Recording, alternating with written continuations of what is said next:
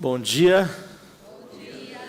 Aí, ó, isso é um bom dia de primeira, muito bom, hein?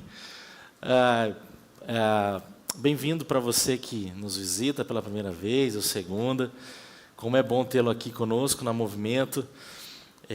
Só lembrando também, né, da festa junina, nossa, na verdade, festa caipira, chama do que você quiser. O importante é a gente estar junto, né?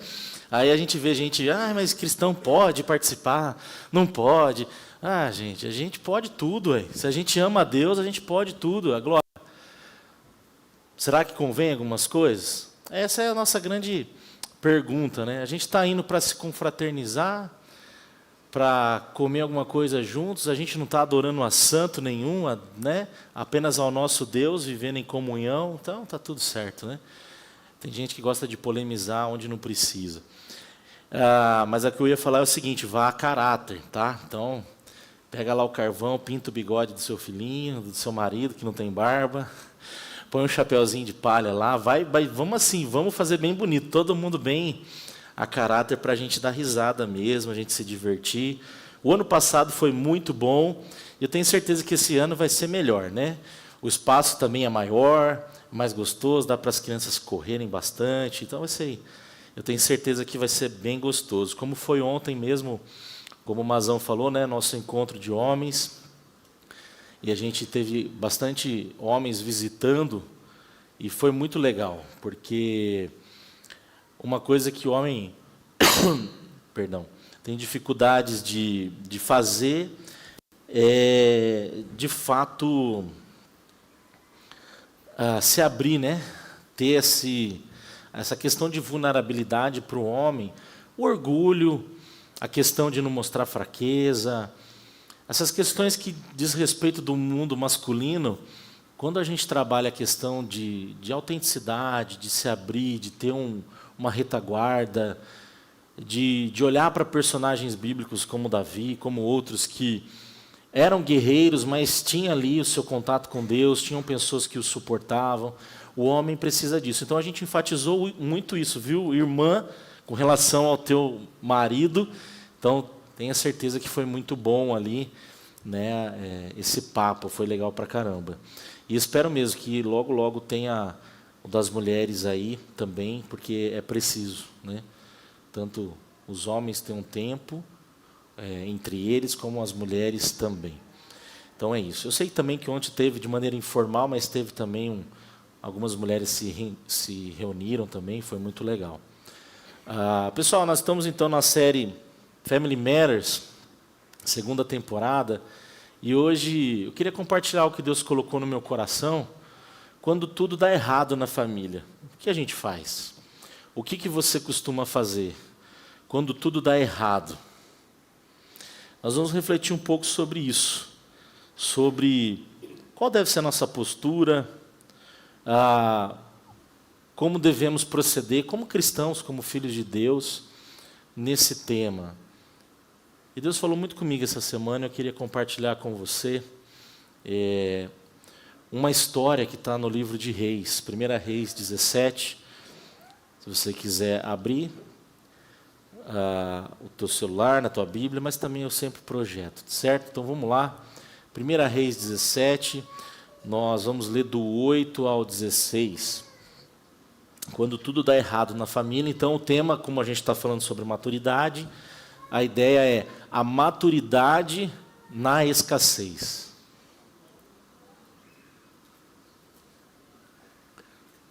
Versículo 8. Acompanha comigo aí. Então o Senhor disse a Elias: vá morar em Sarepta, perto da cidade de Sidom. Dei ordem a uma viúva que mora ali para lhe dar alimento. Elias foi a Sarepta. Quando chegou ao portão da cidade, viu uma viúva apanhando gravetos e lhe perguntou: pode me dar um pouco de água para beber, por favor?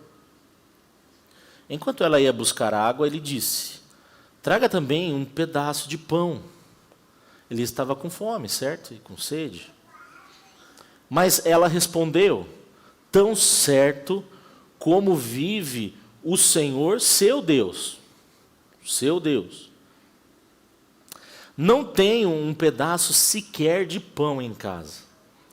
Tenho apenas um punhado de farinha que restou numa vasilha e um pouco de azeite no fundo do jarro. Estava apanhando alguns gravetos para preparar a última refeição e depois meu filho e eu morreremos. Você consegue já imaginar a cena? A escassez do ambiente, do local, o clima de morte, um ambiente totalmente negativo, pesado. Eu vou fazer algo para comer, depois eu e meu filho vamos morrer. Elias, porém, disse: não tenha medo. Faça o que acabou de dizer, mas primeiro, faça um pouco de pão para mim, depois use o resto para preparar uma refeição para você e seu filho. 14. Pois assim diz o Senhor, Deus de Israel: sempre haverá farinha na vasilha e azeite no jarro, até o dia em que o Senhor enviar chuva. Ela fez conforme Elias disse. Assim, Elias, a mulher e a família dela tiveram alimento para muitos dias. Sempre, presta atenção, havia farinha na vasilha e azeite no jarro, exatamente como o Senhor tinha prometido, por meio de Elias. Vamos orar. Deus querido, nós te agradecemos por essa manhã, te agradecemos pela vida, te agradecemos porque Tu és um Deus de provisão, Tu és um Deus que não nos desampara. Como cantamos, o Senhor continua sendo bom, o Senhor é santo, o Senhor cuida da gente. E nesta hora, Pai, nós pedimos que o Senhor possa alcançar a nossa mente, o nosso coração, para que a Tua palavra faça não apenas sentido, lógico, racional, mas que gere em nós fé, que gere em cada um de nós crescimento e maturidade espiritual. Não só em nós, mas na nossa família. É o que nós pedimos e agradecemos no nome de Jesus. Amém. Gente, como sua casa reage quando a crise bate à porta? Pensa um pouco aí. Como que você tem reagido no dia a dia quando o tema é escassez? Quando a crise bate à porta? O que revela a estrutura de sua fé? O que revela a estrutura de sua fé? A fartura? Ou a falta? Quando que a sua fé é uma fé de verdade? Como que tem sido na sua casa aí, ó? Quando os recursos acabam, a paz também acaba? Quando falta alguma coisa na geladeira, quando quebra alguma coisa, o dinheiro falta, ou algum cliente ou fornecedor peca nos prazos, né? De alguma forma acaba te deixando preocupado, ansioso, o que era para acontecer não aconteceu, aí a nossa cabeça já fica, né, a milhão, como a gente diz. E aí? A paz acaba também? Na falta de dinheiro, sobra gritos, isolamento também, ou pior, né, que eu anotei ali, acusações. Pensa nisso. Uma segunda pergunta para a gente também pensar: como está a rotina na sua família, não é? Como que está o dia a dia? O desemprego tem gerado culpa, frustração, comparação com outras famílias. Eu falei desemprego, mas pode ser qualquer outra coisa que é gerado por meio do tema escassez. A grande verdade é quando a crise abala a tua fé, alguma coisa acontece. Mas será que ela desmascara a imaturidade espiritual no teu lar? É importante a gente pensar também nesse aspecto, porque às vezes muitas coisas acontecem nas nossas casas para Deus nos moldar, para Deus nos forjar, trabalhar no nosso coração, na nossa vida, na nossa espiritualidade, na nossa fé. Por isso essa pergunta: o que revela a estrutura da sua fé, a fartura ou a falta? Porque vamos ser honestos, quando tudo está bem, às vezes a nossa fé não é tão prioridade. Quando tudo está bem, às vezes a gente até esquece de Deus. E a gente pode até fazer link com países de primeiro mundo que estão abandonando a fé porque, humanamente falando, eles não têm falta de nada. Você vai para alguns países, eu sei que alguns irmãos viajam aqui, já viajaram, e graças a Deus, né, isso é muito legal, eu também já tive o privilégio de conhecer outros países. E é interessante quando a gente vai e tem essa percepção de que, poxa, tem tudo lá. Mas às vezes o que falta é a fé. O que falta é essa percepção do sagrado. Porque tem tudo. Como que Jesus entra na casa de uma pessoa que tem tudo? Percebe como a crise também pode ser um instrumento para Deus entrar na vida de alguém? Aqui eu estou falando sobre a escassez, mas a escassez não é só dinheiro. Pode ser escassez de afeto, pode ser a falta de amor, pode ser a falta de relacionamento. Tudo bem, eu estou focando mais na escassez por conta do nosso contexto, por conta do Brasil, por conta de tanta coisa que a gente tem vivido. Às vezes tua empresa não está bem, às vezes você não está bem. Mas não é só dinheiro. Você assim pobre não separava e nem rico. A questão não é só o dinheiro, tem mais coisa por trás. Tem a incredulidade. Tem a falta de se olhar para Deus, de ter uma fé firme, de obediência, de perseverança, de confiança, de quem Deus é para você. Então hoje a gente vê, eu tenho visto muitas famílias vivendo uma fé conveniente. Igual aquelas lojas de conveniência que tem imposto. Conveniência. Só tem o que precisa, ou seja, uma fé de conveniência. Enquanto tudo está bem, eu estou cantando, santo, toda a criação, santo. Mas e aí? E quando a batata começa a assar? E quando o carro fura o pneu na onde não é para furar? E quando o filho começa a dar trabalho? Começa a se tornar rebelde? E quando o teu funcionário, que você sempre tratou tão bem, te vira e começa a dar uma facada nas costas?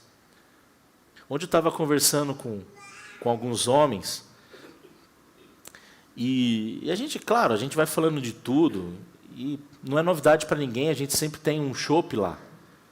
Para muitos é um escândalo. Nossa, aí é fácil, regado a chopp. Só sei lá e você vê se alguém caiu para o chão, rolou, teve briga, não teve. É muito mais fácil a gente falar pode, não pode, não e não, do que ensinar responsabilidade. Eu prefiro, como pastor, ser um líder, junto com o conselho, de ensinar responsabilidade, porque isso faz a gente ser maduro. Por que existe um monte de gente pequena na fé, imaturo na fé? Porque por anos esteve em lugares que não se ensina a crescer. Pode, não pode. Bateria já foi do diabo, ir para a praia era coisa de gente carnal. Era assim, quem é mais antigo de igreja sabe, não é? É lógico que dá mais trabalho você educar, ensinar, discipular. Quem é pai sabe como dá trabalho. Você tem que ensinar, você vai corrigir, você não vai falar uma vez, você vai falar 1 milhão de vezes. E por que com um crente também não seria assim? É assim. Mas o que eu quero dizer é o seguinte, E aí teve uma hora lá que eu falei assim, olha gente, eu não tenho problema, nem que se alguém um dia, olha o que eu vou dizer, se um dia alguém pisar na bola aqui e passar do ponto, eu não tenho problema com isso. Parece algo muito louco que eu estou dizendo. Eu não tenho problema se um dia um homem aqui beber demais e errar e fazer alguma coisa. Eu não tenho problema com isso. Sabe por quê? Porque foi um dia. A gente chama essa pessoa para perto, conversa e explica. Olha, não faça mais isso, você passou do ponto. Tenha responsabilidade. Claro, se tiver um cuidado, se tiver o pastoreio, se tiver um ensino. Agora, não vai fazer isso, hein, homem, na próxima vez, hein? Senão eu vou puxar você pro cabelo lá. Mas o que eu estou querendo dizer? O que eu estou querendo dizer? Eu não estou querendo ser polêmico. Eu estou querendo dizer que o mais difícil é a gente não ser verdadeiro na fé, ao ponto de no dia a dia a gente ser traíra, a gente ser maldizente, a gente falar mal do cara que estava ali com a gente num churrasco, o cara ir para um lugar desse e falar mal da esposa. Isso é pior. Isso é pior. Isso mostra que a fé é pequena.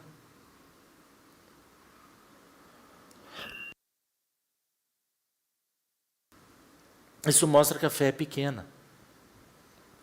Então, eu quero que a gente pense como igreja, como está a nossa maturidade. E hoje, na escassez e na nossa família. Entende? Não é sobre a gente viver sustentados por um falso moralismo, mas por uma fé genuína. Porque é fácil, olha o que eu vou dizer, é fácil a gente se mostrar moral, emitir a nota certinho, pagar todos os impostos, mas e quando o teu filho está morrendo de fome, e a única coisa que você tem para fazer é vender qualquer coisa sem nota, é pedir algo para alguém?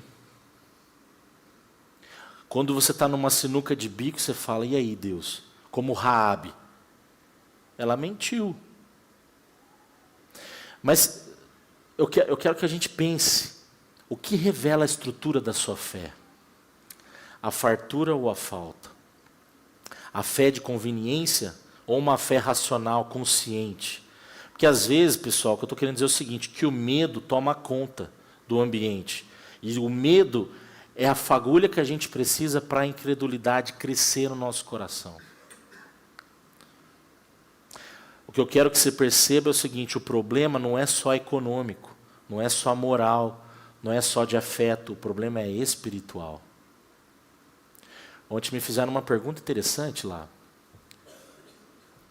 Pastor, como que a gente pode fazer a diferença num país, num lugar onde se tem tantas religiões diferentes, tantos pensamentos diferentes, como que a gente como cristão pode ser diferenciado?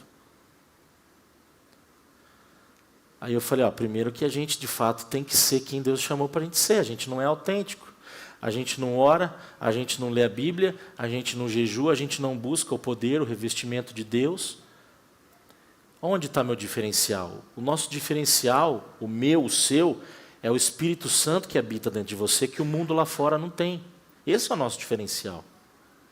Nosso diferencial é quando, por meio desse mesmo Espírito, eu tenho uma fé consciente, genuína, que eu coloco os meus dons em prol do próximo, em prol de abençoar os outros, na família, na fé, no trabalho, onde quer que eu passe, eu estou levando luz, eu estou levando alívio, eu estou levando consolo. Como acabamos de ler sobre Elias. Elias passou, alcançou aquela mulher e lá ele foi bênção. Então, veja, o problema não é os efeitos econômicos, relacionais, de amizades, enfim, problemas que a gente consegue até ver, perceber, mas o problema é mais lá dentro, é espiritual. É lá dentro, a crise revela onde está a confiança da família. A crise vai revelar de fato aonde está a tua fé.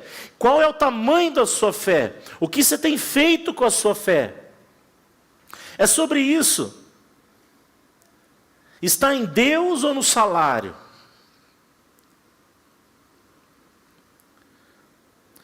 No reino dos céus ou no estado?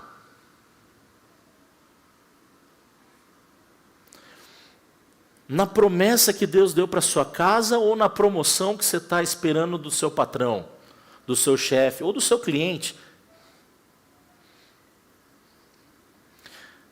No caráter de Jesus ou no que Ele pode te dar? Isso vai revelar nossa maturidade em tempos de crise.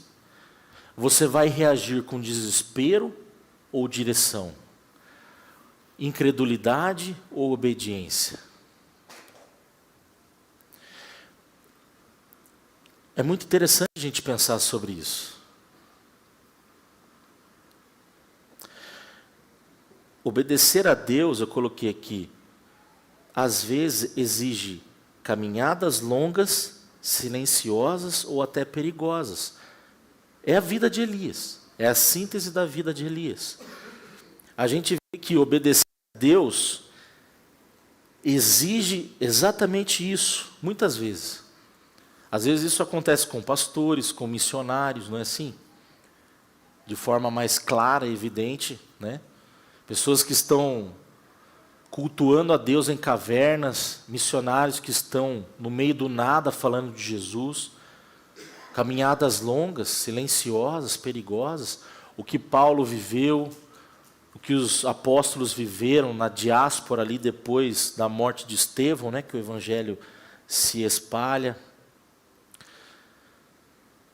E a gente vai perceber que na jornada de Elias aconteceu exatamente essa ideia. Ele estava em Samaria, vamos lembrar, né? Samaria era a capital do reino do norte. E lá quem reinava era o rei Acabe. E nessa altura do campeonato aqui, da nossa história, Acabe já havia visto Elias desafiar os profetas de Baal, matar os profetas. O fogo já vinha descido do céu, consumido o holocausto e tal. Naquela fase que Elias já está com medo e fugindo de Jezabel. E aí Deus manda ele sair de Samaria e ir para Querite, onde ele seria alimentado ali pelos corvos, teria água e ele seria, na provisão de Deus, cuidado. Deus soberanamente fala para Elias, vai para lá. E agora Elias sai de Querite e vai para Sarepta. Então Elias, ele já tinha andado em torno de 80 a 100 quilômetros, porque ele já havia saído de Samaria e ido para Querite.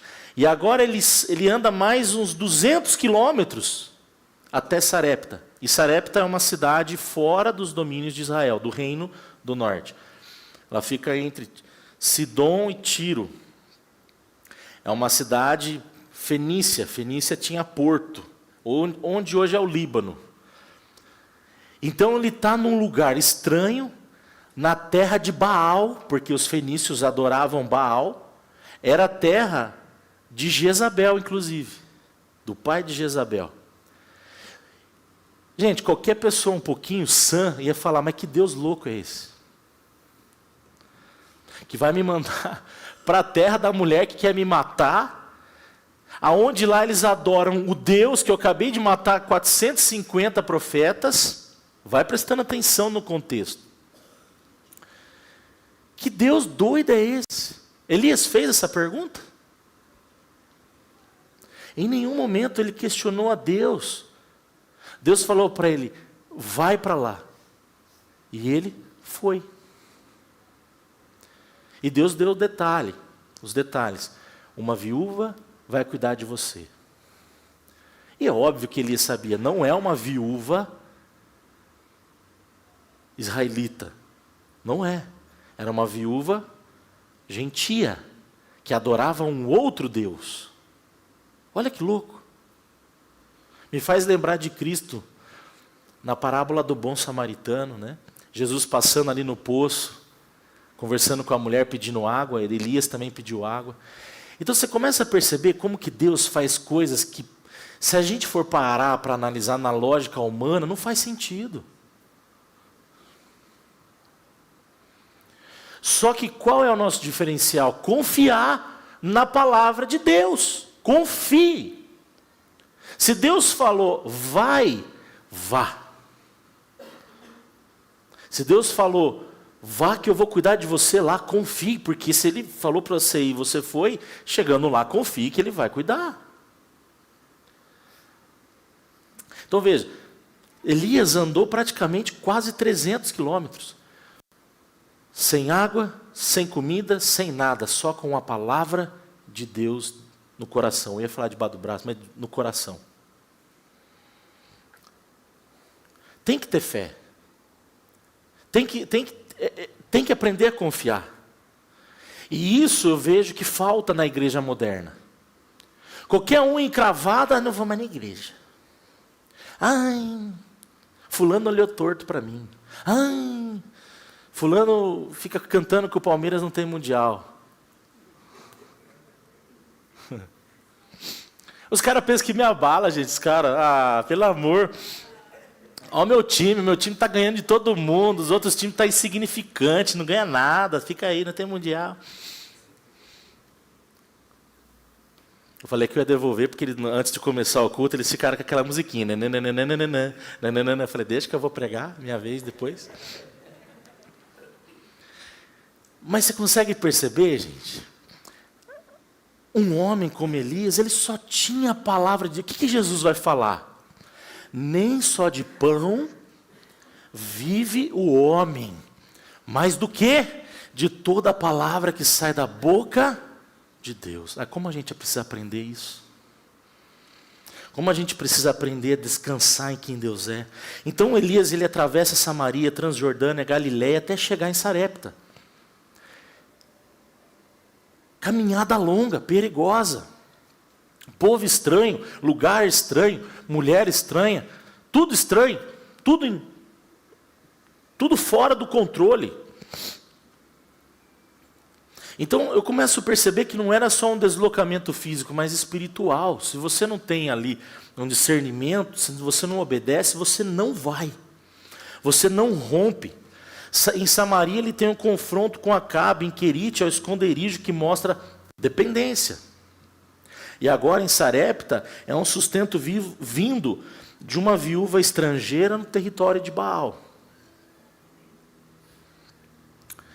Vamos tentar traduzir um pouco mais. É como se Deus mandasse você ir para uma outra cidade, saísse de Americana, fosse para, sei lá que cidade aí, Pindamonhangaba, e chegando lá você fosse alimentado por um umbandista.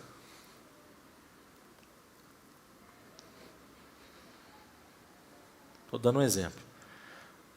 Aí você fala, que Deus louco é esse? Aí, naquele momento, Deus te usa para levar a fé ao coração daquele que não é da mesma fé que a sua. E ali aquela pessoa percebe quem é o seu Deus. Você é abençoado, o outro é abençoado e Deus é glorificado. Aí você fala, uau, por que eu nunca percebi que Deus estava querendo fazer isso? Porque a gente não consegue enxergar um palmo na frente, gente. A gente é limitado. Mas a gente tem que aprender a confiar. A confiar. Não cantamos? Um dia a gente aprende a confiar em um Deus que faz milagres, que ouve a nossa oração. A gente precisa aprender. Então Elias andou quilômetros com nada, só a palavra de Deus. Ouvir a voz de Deus e obedecer é o que sustenta uma fé madura em tempos secos. Primeira coisa, Elias obedeceu, ele foi para Sarepta. Então, primeira coisa que eu quero compartilhar, a maturidade é obedecer a palavra, mesmo quando tudo parece acabar, mesmo quando tudo parece o fim. Isso é maturidade. Obedecer. Você tem obedecido a Deus? Fica para você pensar. O que a gente vê nesse ponto? A viúva, ela estava prestes a fazer sua última refeição, a morrer.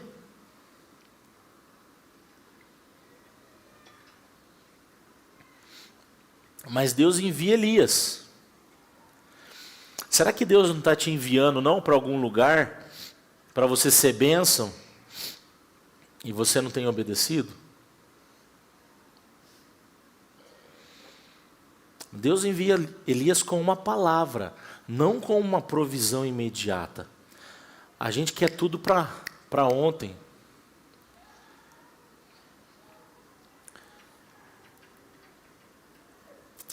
Obediência a Deus é um longo caminho na mesma direção, vai dizer o Eugene Peterson. Obediência a Deus, vou repetir, é um longo caminho na mesma direção. Antigamente tinha uma musiquinha quando era pequeno que a gente cantava assim: caminhando eu vou para Canaã. Não era assim? Quem é velho de igreja? Caminhando eu vou para Canaã, caminhando eu vou para Canaã. Glória a Deus, caminhando eu vou para Canaã. E era esse o foco. Caminhando eu vou, e não vou olhar para trás, e eu vou. Hoje a gente tem uma fé muito instável. Conveniência. Então, olha só a dinâmica do que está acontecendo. Então o Senhor disse a Elias: vá morar em Sarepta, perto da cidade de Sidom. Dei uma ordem a uma viúva que mora ali para lhe dar alimento.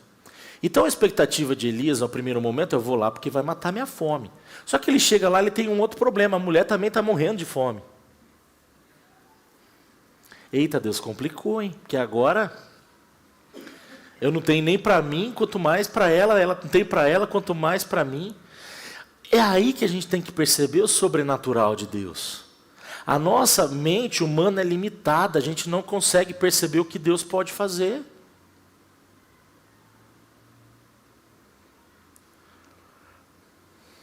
Elias foi para Sarepta, versículo 10. Quando chegou no portão da cidade, ele viu a viúva.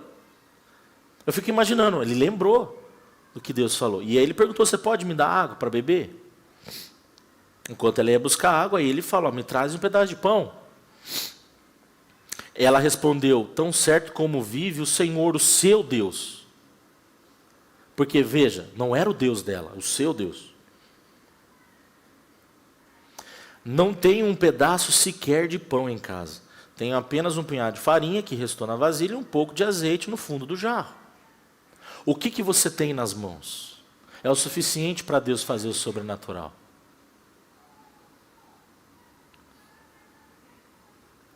O que você tem nas mãos? Deus só precisa que você fale: Deus, eu tenho isso aqui. O que você tem nas mãos?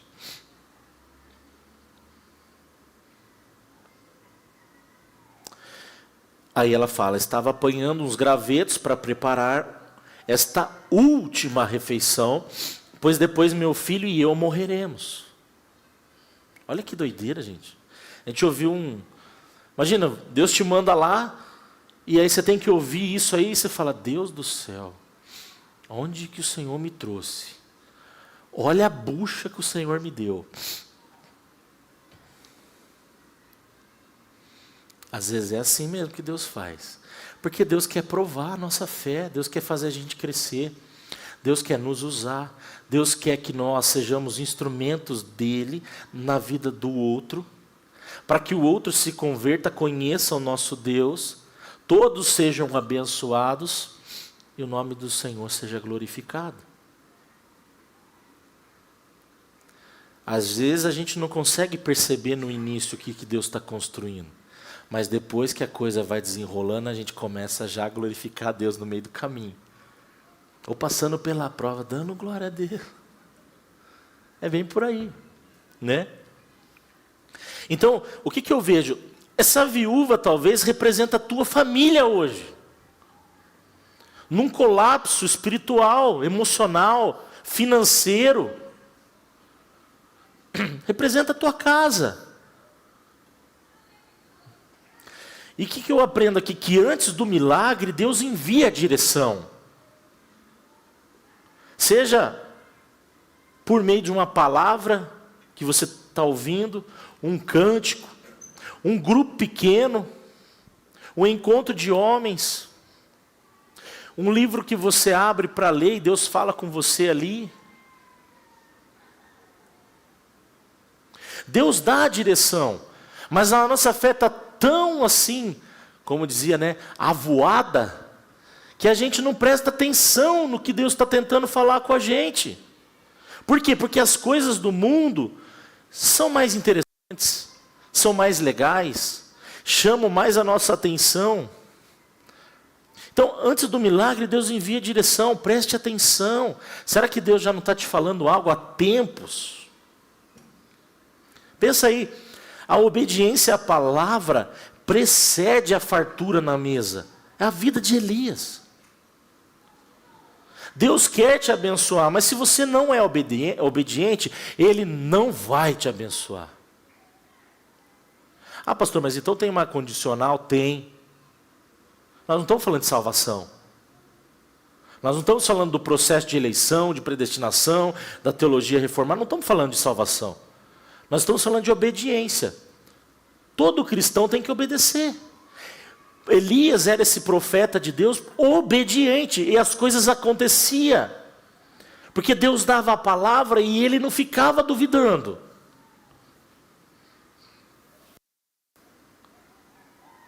Eu vou ser uma bênção aonde eu for. Seja a pessoa do outro lado melhor que eu ou pior que eu vou continuar sendo eu.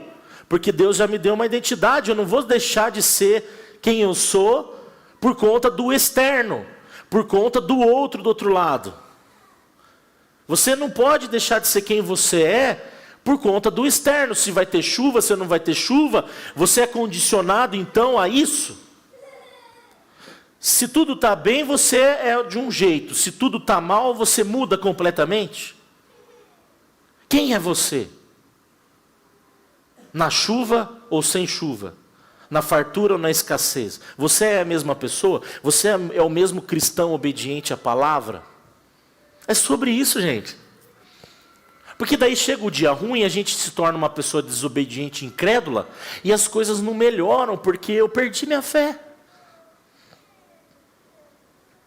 Porque na verdade, será que eu tinha fé? Porque no momento de fartura, você não vive por circunstâncias, mas por fé. Aí eu vou lembrando de musiquinha, né? Lembra daquela música? Não olhe as circunstâncias, não. Olhe o teu amor. Não me guio por vista, alegre estou. Não olhe as circunstâncias. Não mesmo? Ou você olha assim? A Sara até falou, né? Como é difícil a gente viver, como é difícil a gente viver o que canta. Você acha que não é difícil eu viver o que eu prego? Lógico que é difícil. Então, famílias maduras não reagem à crise com desespero, mas com direção. Direção do céu, não é? Então, antes do milagre, siga a instrução. Antes do alívio, obedeça a palavra. O choro pode durar uma noite, mas a alegria vem pela manhã. Continue obedecendo. Quando tudo parece dar errado, não pare de obedecer. Não deixe de ser quem você é. Deus se move, sim, também por respostas de fé. Sim. Uma segunda coisa para a gente pensar. Elias confiou, foi boca de Deus e ensinou, né? Foi boca de Deus e ensinou a mulher a confiar. Então quer dizer, maturidade é confiar na promessa mesmo em tempos de escassez. E o que ele libera da boca de sendo boca de Deus para aquela mulher? Sempre haverá farinha e azeite. Assim diz o Senhor, sempre haverá farinha e azeite. Escute isso. Sempre haverá farinha e azeite na tua casa. Sempre.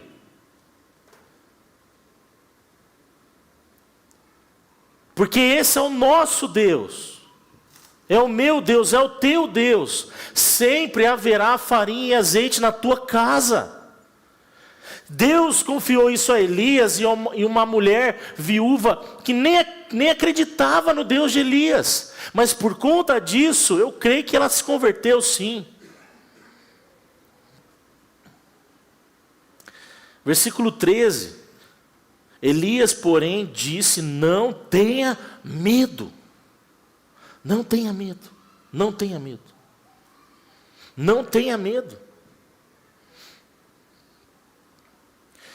Faça o que acabou de dizer, mas primeiro faça um pouco para mim, de pão para mim. É um outro desafio a mulher, né? Primeiro ao profeta. Depois use o resto para preparar uma refeição para você e seu filho. Aí o 14, pois assim diz o Senhor, e olha que interessante, ele vai falar, o Deus de Israel, não é Baal, ó, o meu Deus. Olha o que meu Deus está dizendo, sempre haverá farinha na vasilha e azeite no jarro, até o dia em que o Senhor enviar chuva.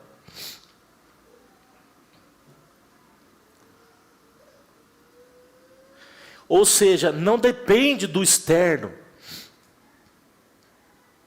Só para lembrar, Baal era o deus da fertilidade, da provisão. Era o deus da chuva.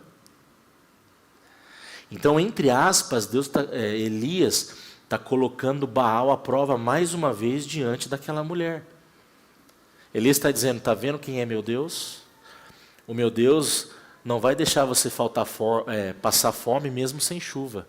Baal é só na chuva, né? O meu Deus está te prometendo alimento, mesmo quando tudo estiver mal. Mesmo quando não tiver chuva. Esse é o meu Deus, o Deus de Israel está dizendo, sempre haverá farinha na vasilha e azeite no jarro. Não vai te faltar nada, irmão. Elias desafia essa mulher a usar um pouco de fé. Ou seja, com chuva ou sem chuva, a provisão não vai faltar. E isso é algo para a gente crer. Seca também era um sinal naquele tempo de juízo. Toda vez que tinha uma seca, era um sinal de juízo de Deus, certo? Era um sinal de juízo. E obviamente Deus estava trazendo juízo sobre Samaria. Certo? Não podemos esquecer o contexto. Então não tinha chuva naquela época, porque Elias estava desafiando os profetas de Baal, lembra disso? Não tinha chuva. Então o próprio Deus cessou a chuva, mas mesmo Deus cessando a chuva, Ele não deixa de alimentar os seus. Deixa eu traduzir. Mesmo que o Brasil vá de mal a pior, tua empresa vá de mal a pior, você esteja num beco sem saída, no fundo do poço, não faltará farinha, não faltará azeite. Isso é promessa de Deus para a sua vida. Nós não vivemos por vista, nós vivemos por fé. Eu não vivo condicionado ao externo. Eu vivo condicionado na palavra que Deus deu.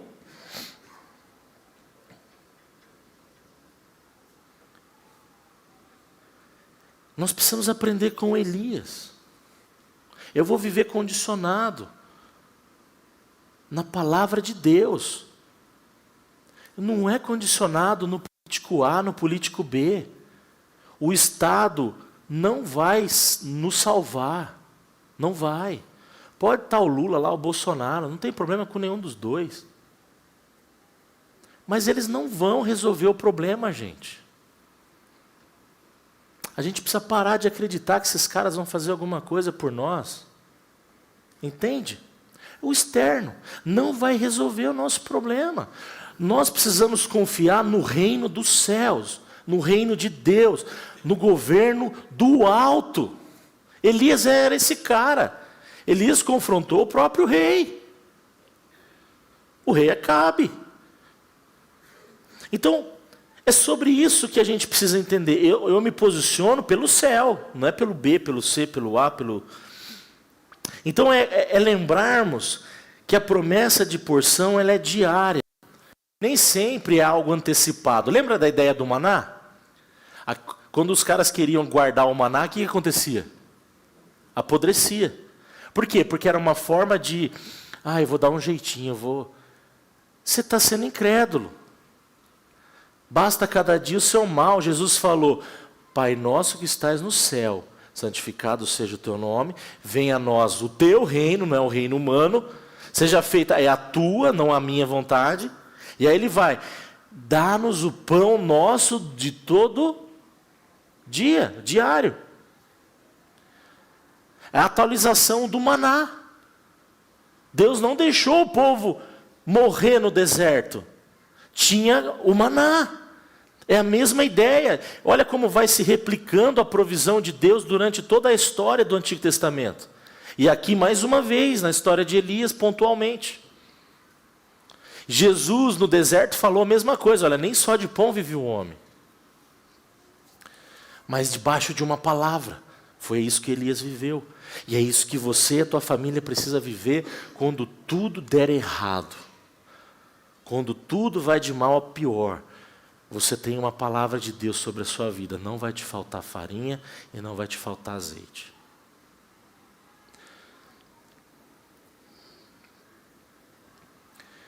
Então Elias, ele desafia a mulher a usar a fé. Com chuva ou sem chuva, nunca faltou provisão. E olha só, Deus sustenta os seus mesmo quando o céu está fechado. E é isso que nós temos que perceber. A nossa alegria, ela não depende da chuva. Aí a chuva pode ser tudo isso que eu falei. Não depende. Deus, ele não vai ser Deus condicionado à chuva, ao externo. A promessa é de porção diária. É diário. Pensa nisso. E a terceira coisa. Elias perseverou. Ele não recuou. Ele teve constância, fidelidade, perseverança. Ele foi fiel a Deus. Maturidade é perseverar no ordinário. Dia a dia, dia após dia, fidelidade, dia após dia, crendo que Deus está ali. Versículo 15. Ela fez, olha só, ela fez conforme Elias disse. Assim Elias, a mulher e a família, todos, tiveram alimento para muitos dias. E o versículo 16, sempre havia farinha na vasilha, azeite no jarro, exatamente como o Senhor havia prometido por meio de Elias.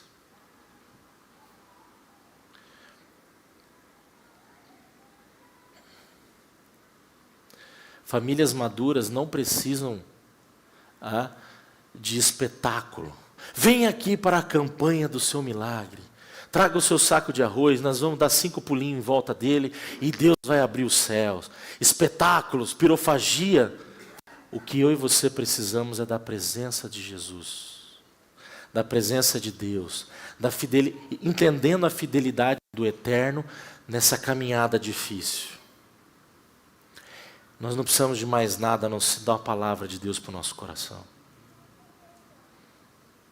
Então ela fez, conforme Elias disse, houve alimento por muitos dias. Todo dia tinha farinha, todo dia tinha azeite. A mulher obedeceu Elias, ou seja, Deus, né? Então quer dizer, não caiu o pão do céu. Nesse momento da história, não. Não caiu fogo do alto nessa história, não. Mas Deus já fez? Já fez. Lá com os profetas de Baal, Deus mandou fogo e tal, mas aqui não. Aqui Deus fez de forma diferente. Consegue perceber? Nem sempre é o espetáculo, nem sempre é uau, não, é o ordinário. Às vezes é o ordinário da vida. O milagre aconteceu ali na rotina do dia a dia. Numa terça-feira qualquer da tua história. Numa quinta tarde. Entende? Na rotina, não no espetáculo. Todo dia Deus está falando, eu estou com você. O maior sinal de maturidade espiritual é continuar confiando em Deus no silêncio. Continuar confiando na rotina. Continuar confiando, mesmo quando você está cansado. Continuar confiando. O maior milagre não é viver sem crises. É viver a crise sendo fiel a Deus. Isso é um sinal Muito bom. Quando você consegue ser fiel no meio da crise. E isso vai mostrar o quão maduro é a tua fé e a fé da tua casa. Continuar fiel a Deus, mesmo quando eu não consigo ver nada. Mas eu tenho uma palavra de que não vai faltar o azeite, não vai faltar a farinha. E é nisso que eu vou me apegar. Eu não vou ficar andando por vista, eu não vou ficar olhando a bolsa de valores, eu vou continuar sendo fiel ao meu Deus, porque eu sei que Ele vai cuidar de mim e da minha casa. Eu sei que Ele vai continuar confiando da minha empresa. Eu sei que não vai faltar o alimento, porque Ele falou que não vai faltar. E aí você se agarra nessa palavra. Olha o que vai dizer o Martin Lloyd Jones. A grandeza da fé não está no tamanho do milagre, mas na perseverança em confiar quando nada muda visivelmente. Confiar, perseverar.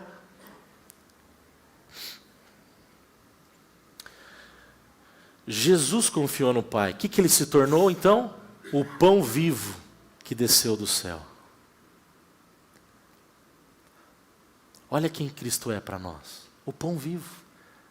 Atualização do maná. O maná não descia do céu lá no deserto? Jesus desceu do céu. O pão vivo que desceu do céu. Ele é o nosso alimento. Não vai te faltar, irmão. Família madura é aquela que confia não no que tem, mas em quem Jesus é. Se Ele é provedor, basta. Se você entendeu que Ele é o que te sustenta, acabou.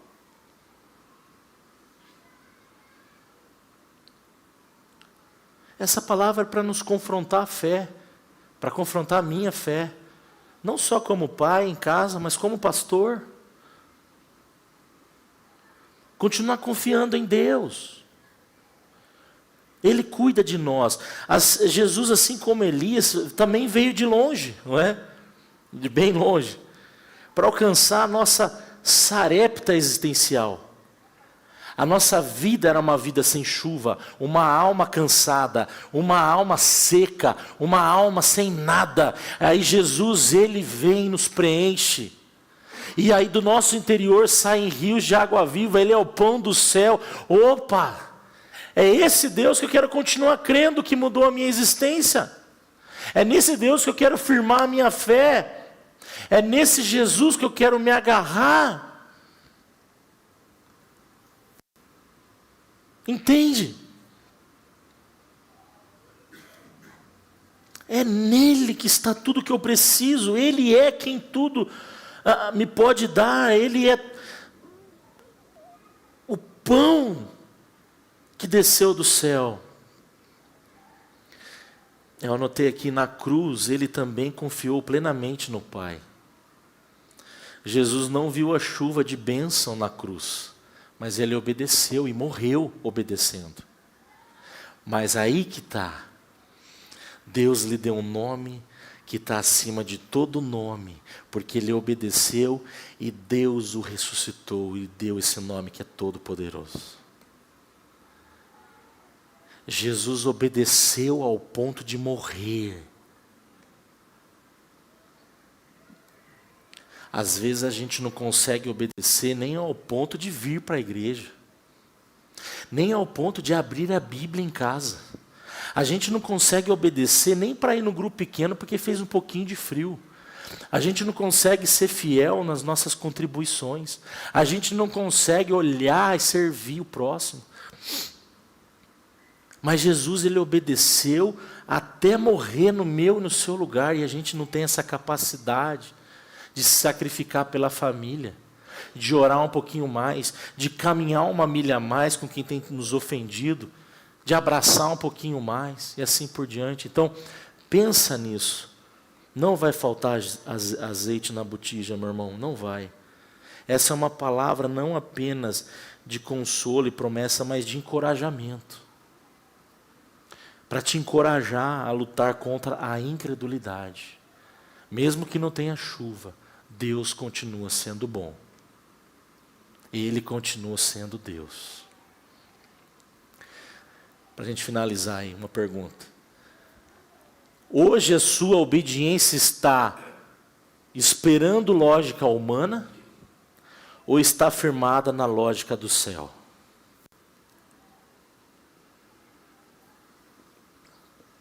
E aí?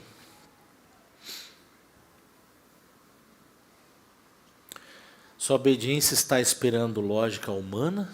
Alguma coisa externa? Trump, o Putin, um míssil ou não, sei lá o quê. Tem tanta teoria, né? Tanta coisa acontecendo no mundo.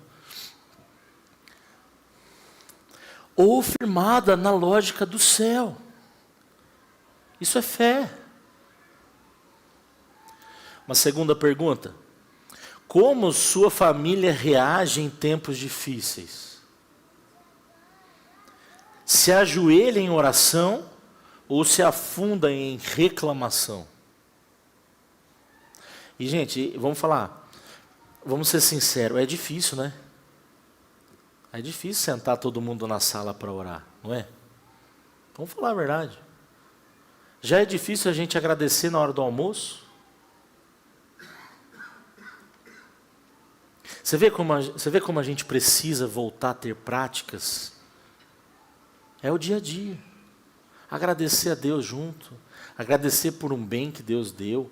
Agradecer, ser mais gratos. A gente precisa ser mais grato. Talvez você fez uma viagem legal, você agradeceu a Deus. Talvez Deus te deu um carro novo, você agradeceu a Deus. Talvez Deus te deu um amigo novo, você agradeceu a Deus. Talvez Deus te deu uma oportunidade de fazer um grande negócio, você agradeceu a Deus. Farinha, azeite, Deus está te dando, você tem sido grato? Ou você tem ainda, além de tudo isso, reclamão, murmurador? Qual é a atmosfera espiritual da sua casa nos dias maus?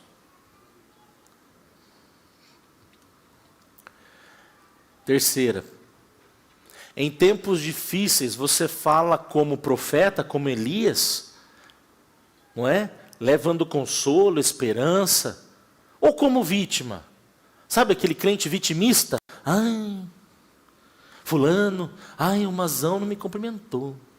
Tem uma cara de bravo.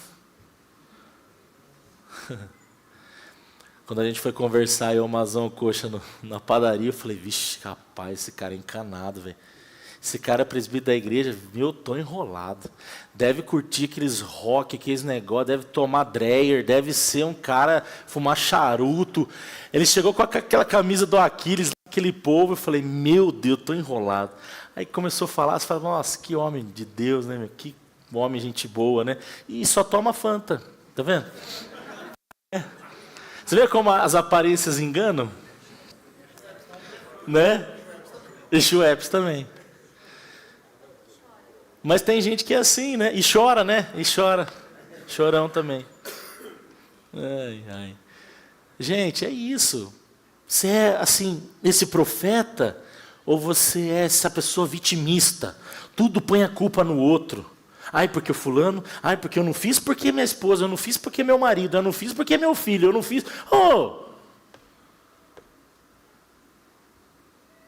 Deus te chamou com o espírito de ousadia, o Espírito Santo vive dentro de você, vamos fazer. Elias podia ter sido um vitimista, falar, tô fora, Deus, vou pegar meu burro aqui e vou voltar para Samaria. Não, ele falou, Deus, me ajuda aí. Como que eu posso? E Deus deu uma palavra para ele, todos foram abençoados, não faltou azeite, ele abençoou a casa daquela viúva. Você tem sido boca de Deus na sua casa? Ou que ecoa dentro da sua casa a incredulidade? Pensa nisso. Né? Às vezes a gente, como homens, como mulheres, a gente acaba levando mais medo para dentro de casa do que esperança. Uma quarta pergunta aqui. O que a escassez tem revelado sobre o trono do seu coração? Agora é um pouco mais profundo. O que a escassez está revelando no seu coração? Porque ela tem esse papel, lembra? A escassez tem esse papel de revelar como está a minha fé. Quem realmente governa a tua fé, Deus ou a conta bancária? Para ser bem específico.